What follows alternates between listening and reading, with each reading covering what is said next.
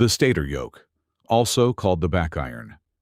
If you watched episode 9, you already met this term briefly, one of 4 words that define a stator's anatomy. Today, it gets its own episode, because there's real depth here worth understanding properly. The yoke is the outer ring of steel that completes the magnetic circuit. It never touches a magnet directly, and it never carries a single turn of winding, and yet every motor absolutely needs one. Without it, flux would have nowhere to go after leaving one tooth on its way to the next. It's the unglamorous return path that makes the rest of the motor's magnetics actually work. Here's a question worth asking. Why steel, specifically, and not some other shape or material? The answer comes down to one property. Inside the yoke, the magnetic field intensity, H, is essentially 0.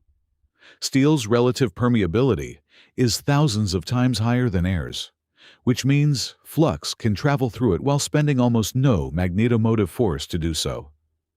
Compare that to the air gap, which behaves magnetically almost like free space. Flux has to fight for every bit of progress it makes crossing it. That contrast is the whole story. The air gap is where the real magnetic cost lives, and the yoke, by comparison, is nearly free. That's exactly why designers can reshape the yoke fairly liberally without paying much of a performance penalty for it. Here's something worth internalizing. Every radial flux motor actually has 2 yokes, not one.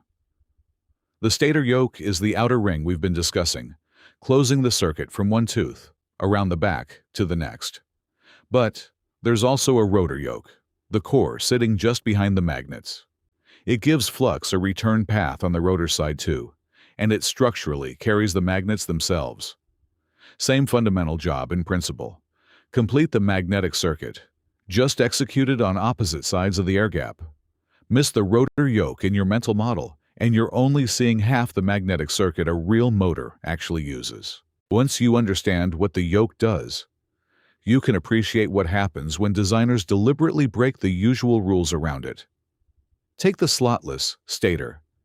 Instead of teeth and slots, the winding is formed into a ring that simply fits inside the yoke, separated from the rotor by nothing but a physical air gap. No teeth means no reluctance variation with position, which means cogging torque disappears completely. But there's a real cost. The magnetic air gap now has to include the full thickness of that winding ring too, which drives down permeance and air gap flux density, unless you compensate with significantly stronger or more magnet material.